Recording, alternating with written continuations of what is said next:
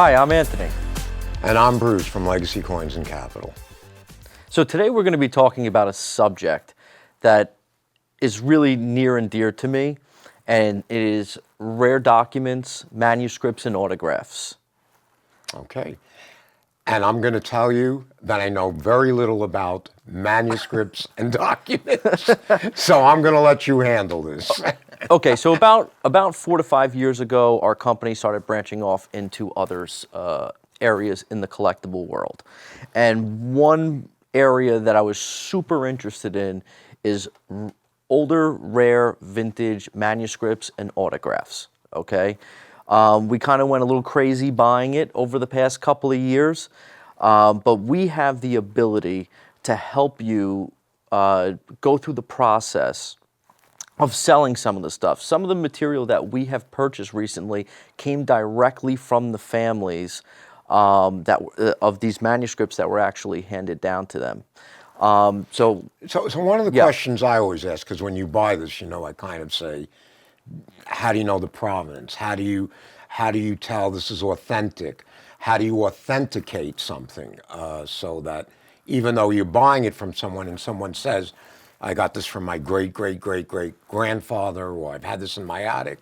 Right. What's the process? So it's actually pretty interesting. We work, as you know, we work with some of the largest auction houses. Correct. In the industry.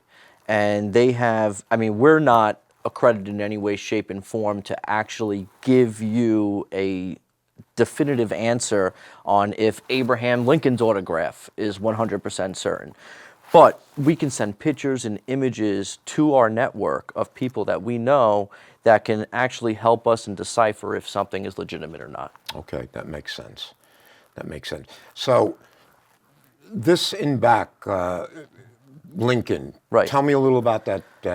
So this is actually a military commission signed by Abraham Lincoln and Edwin Stanton, his Secretary of War in 1862.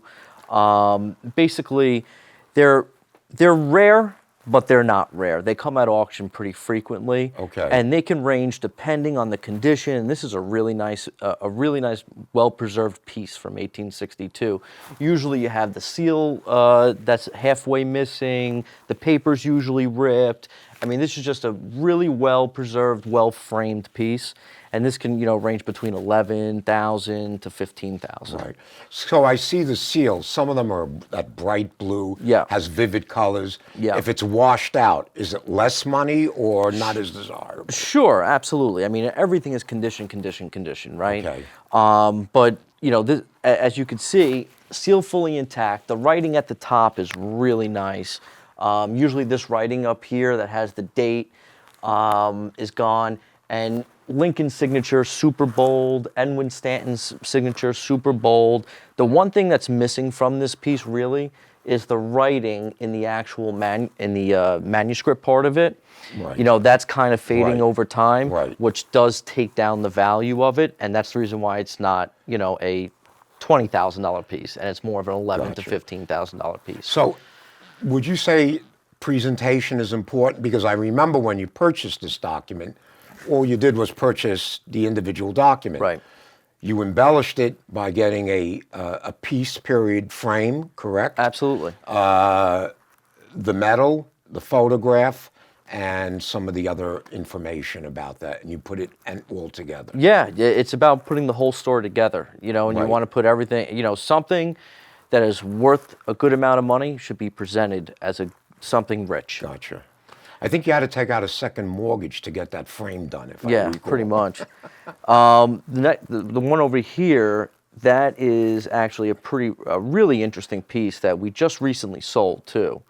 That is another military commission signed by Woodrow Wilson, and I didn't buy it because it was Woodrow Wilson's signature. I bought it because of the signature on the left-hand side, which is actually Franklin Delano Roosevelt when he was acting Secretary of the Navy, acting Secretary of the Navy, only at the age of 31 years old.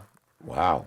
Right. So this is way before. This was signed in 1913. This is way before his actual time as president. So this is one of his younger autographs, and we just recently sold this. Okay. It's a nice piece. Yeah, It's a nice great part piece. of history. Yeah. So you take the mystery out of history in reality. I do like to do that. Okay. And I think the piece that you have on the side of you there. Yeah, tell me a little about this, and I'll hold this up. That is one of our premier pieces in our shop that people actually, when they hear about that we have it, they actually come into our shop to look at this. This is a ALS, which is a letter signed by John Hancock, right? Wow. And on the other side is George Washington's personal secretary, George Harrison.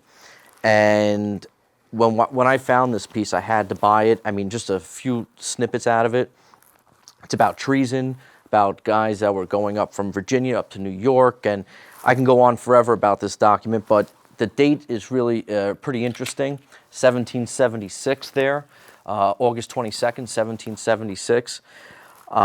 It's one of the earliest documents in U.S. history that actually uses the verbiage on the back that says United States of America, and Right. it's in the it's documented in the Smithsonian? no No? National Archives. Okay. Yeah, you can actually look up that document in the National Archives.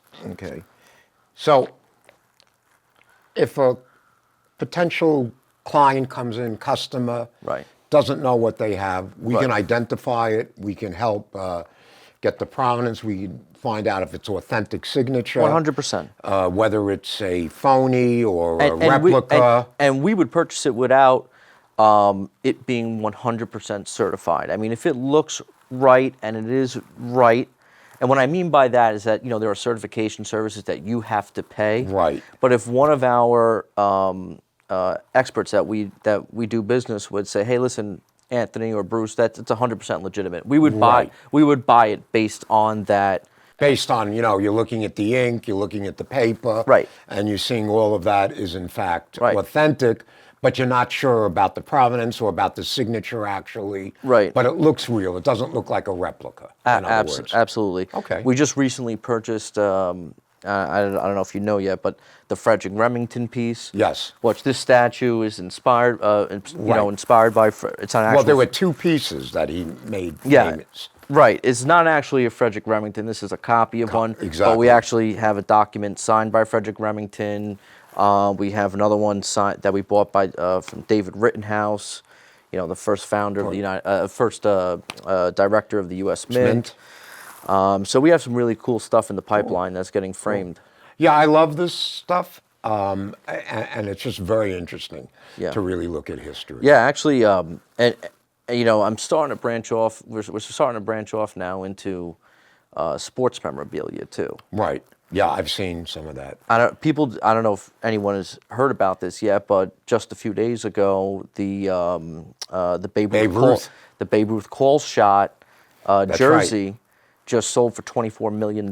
That's wow. Yeah, 1932 call shot when he called the base. Yeah. All right. Yeah. So it's interesting, and just to let other people know that if you have something like this, come in. We'll help you, and we'll sort things out. Yeah, we bought that from the original family.